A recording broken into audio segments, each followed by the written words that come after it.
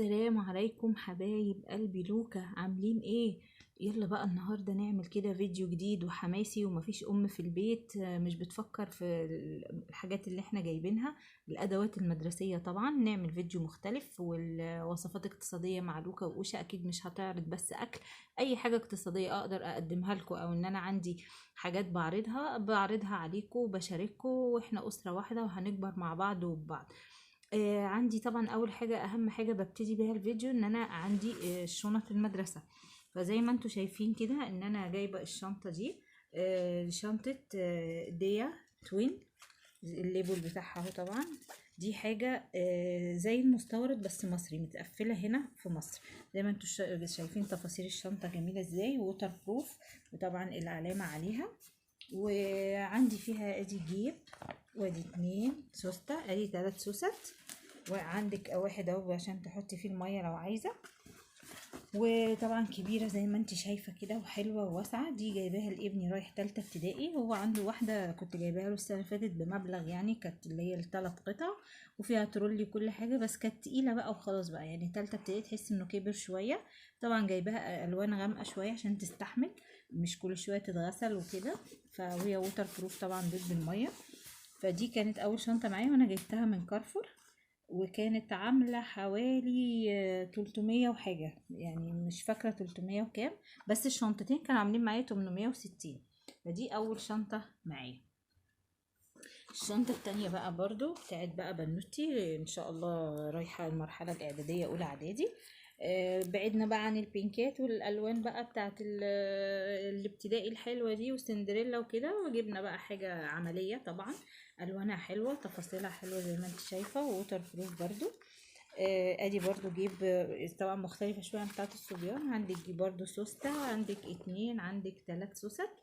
زي ما انت شايفة ايديها حلوة محملة من ورا، برضو من هنا زي التانية محملة. عندك بقى هنا الظهر متقسم، بصي متنجد.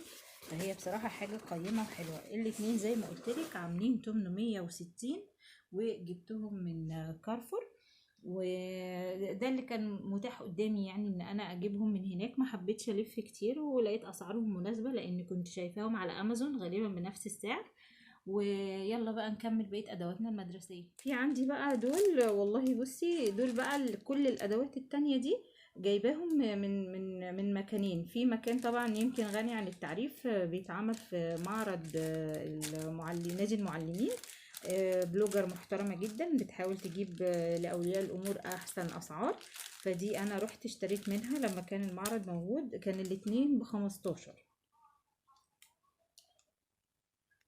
طبعا بقى المذاكرة والدروس، انا عندي مش بجيب لولادي كراسات، لان المدرسة بتاعتهم هي اللي بتديهم الكراسات، يعني بدفع من ضمن المصروفات بند كراسات بصراحة عشان اريح نفسي.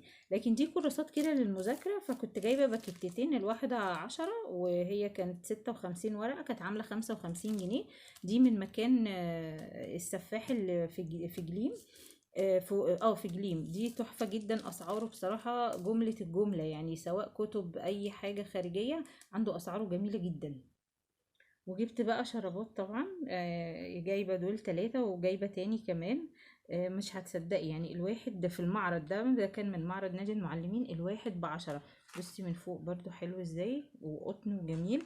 مستحيل هتلاقي الاسعار دي بره. انا بجيب الصغير القدم وبيبقى رخيص، بيبقى ب10. فانا طبعا هناك كانت في عروض، فكان قالت لي ال3 ب30. فطبعا جبت مجموعة تانية، يعني طبعا استهلاك الشرابات حاجة لا غنى عنها. تخيلوا معايا بقى القمر الجميل ده ايه. مش هتصدقي لو اقولك ان ده لانش بوكس. والله، بس طبعا احنا جبناه كلعبة، مش هقولك ان انا جبته بجد. ان ابني كان برضو من عند السفاح، ابني شبط فيه وقال لي يا ماما تحفة. انا ما صدقتش، بقول له ايه ده، بيقول لي لانش بوكس. بصي، فقلت له هاته. فمش هتصدقي ده ب7 جنيه ونص. فاحنا قلنا خلاص نجيبه كلعبة، وبعدين استغليناه ان احنا حطينا فيه الجوم دي ال3 ب5، الاتنين ب5 من عنده برضه. فانا جبت 4، فقلت له خلاص نحط فيه الجوم او حاجتنا الرفايع الصغيره، ممكن الواننا وتاخده معاك يعني كحاجه فاني. ممكن لو في بونبوني، لو في حاجه عايز يديها لاصحابه كحاجه فاني. طبعا ما كانش في الوان تانية علشان ايه، طبعا ولد مش هياخد بينك، بس هي يعني كانت حاجه عجبتنا فجبناها.